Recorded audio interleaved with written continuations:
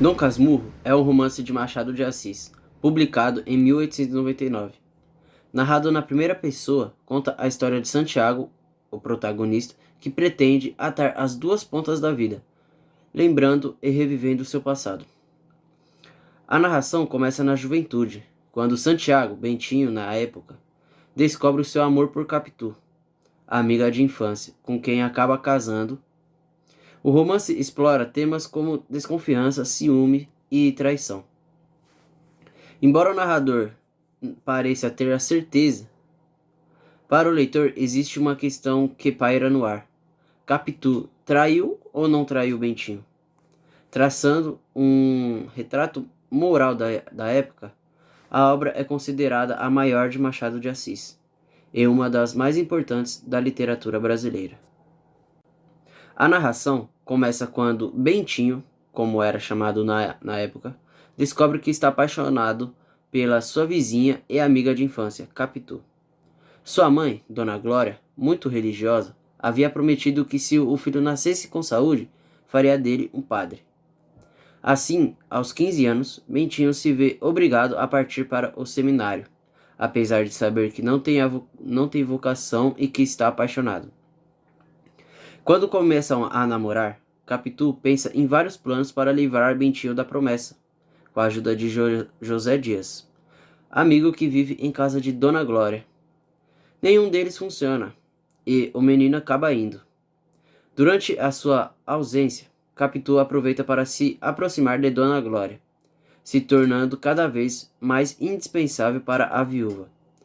No seminário, o protagonista encontra um grande amigo e confidente, de quem se torna inseparável, o Escobar.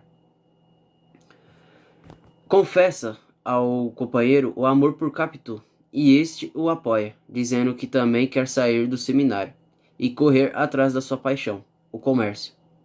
Aos 17 anos, Bentinho consegue sair do seminário e começa a estudar direito, concluindo o bacharelato aos 22. Nessa altura, casa com Capitu e seu amigo Escobar casa com Sancha, amiga de infância da noiva de Santiago. Os dois casais são muito unidos. O narrador tem um filho com a mulher a quem dá o primeiro nome de Escobar, Ezequiel. Escobar, que tinha o costume de nadar no mar todos os dias, morre afogado. No velório, o protagonista percebe, através do olhar de Capitu, que ela estava apaixonada pelo seu amigo.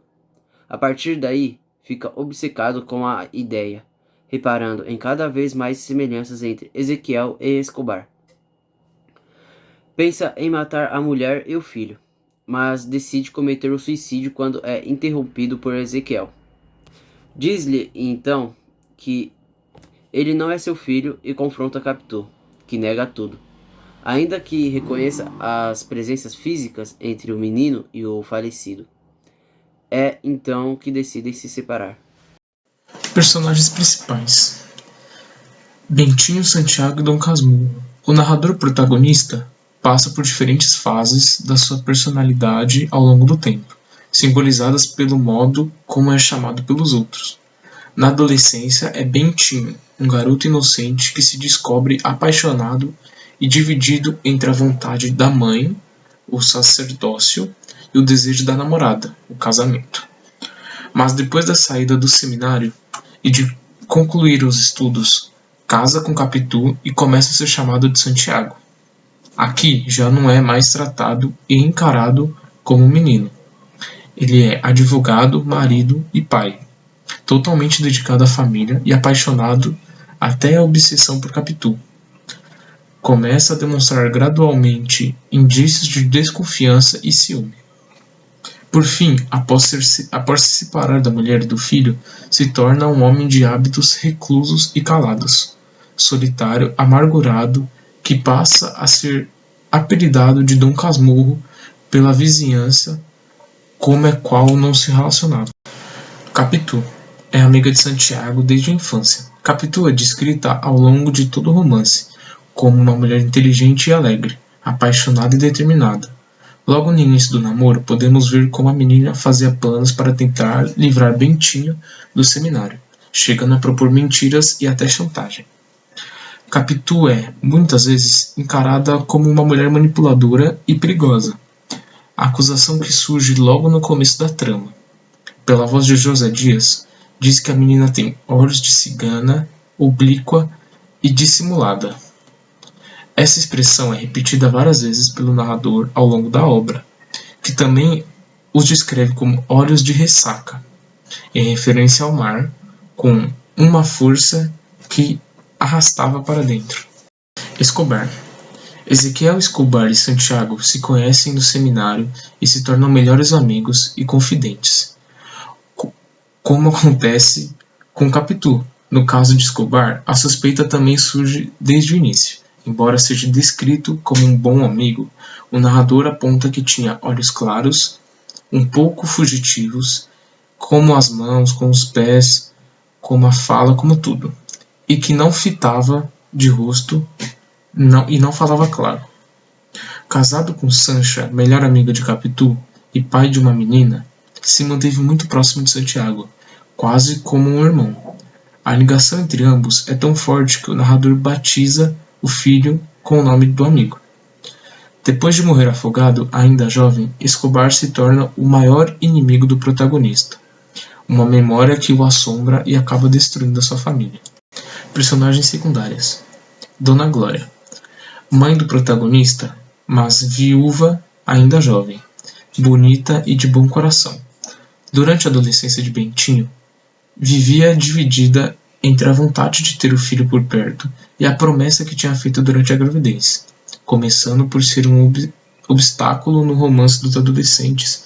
Dona Glória acaba apoiando a união dos dois. José Dias. Referido pelo narrador protagonista como o agregado, José Dias é um amigo da família que se mudou para a casa de Mata-Cavalos no tempo em que o marido de Dona Glória estava vivo.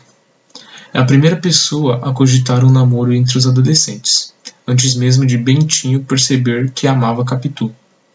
É também o primeiro a levantar suspeitas acerca do caráter da menina. Inicialmente, para agradar a viúva, incentiva a entrada de Bentinho no seminário.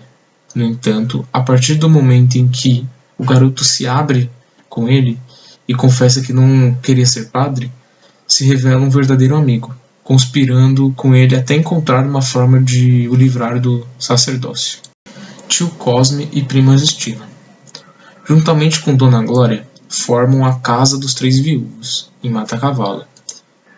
Cosme, irmão de Glória, é descrito como um homem de grande paixão, que com os anos foi se tornando cada vez mais cansado e indiferente.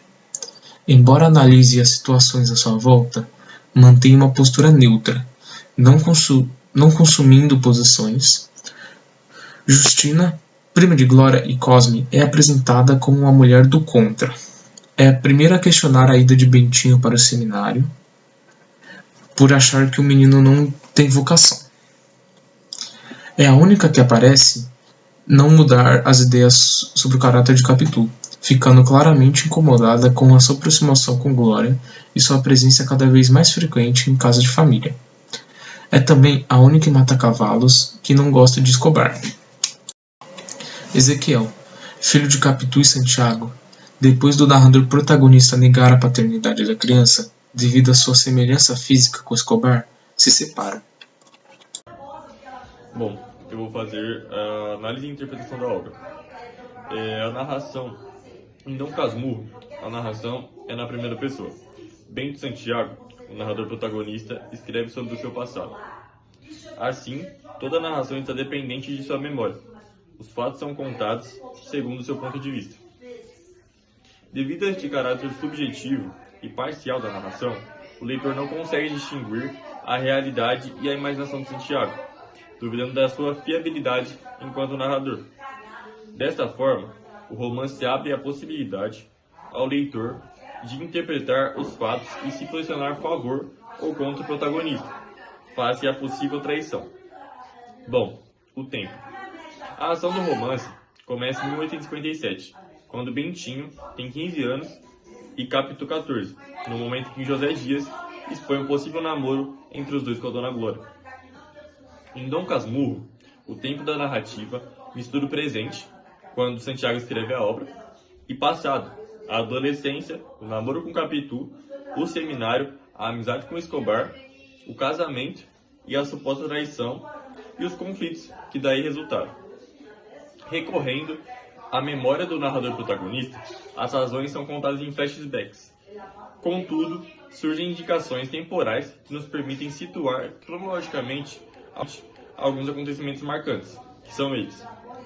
Em 1858, foi a partida para o seminário. Em 1855, foi o casamento de Santiago e de Capitu. Em 1871, foi a morte de Escobar, melhor amigo de Santiago.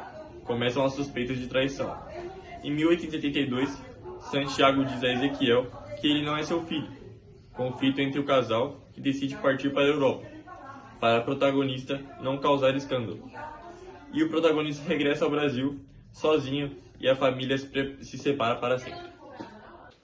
O enredo tem lugar no Rio de Janeiro de meados, final do século XIX, sede do Império desde a independência em 1822. A cidade assistia à ascensão da burguesia e pequena burguesia carioca. Santiago e sua família, pertencentes a uma classe social de posses, habitavam várias ruas e bairros históricos do Rio de Janeiro, ao longo da obra. Mata-Cavalos, Glória, Andaraí, Engenho Novo, entre outros lugares e bairros. A apresentação do narrador protagonista e da obra nos 2 capítulos iniciais, o narrador protagonista se apresenta e fala sobre a obra, expondo as suas motivações para escrevê-la. Começa por explicar o título Dom Casmurro, alcunha que um rapaz do bairro lhe dá, para insultá-lo por ser um homem calado e metido consigo mesmo. Sobre a vida atual, apenas confessa o seu isolamento, vivo só com um criado, e que a casa onde vive é uma réplica perfeita da casa de sua infância. É evidente a sua vontade de recuperar os tempos passados e de voltar a se encontrar neles. Sobre a vida, os dias presentes confessa: falto eu mesmo, e esta lacuna é terrível.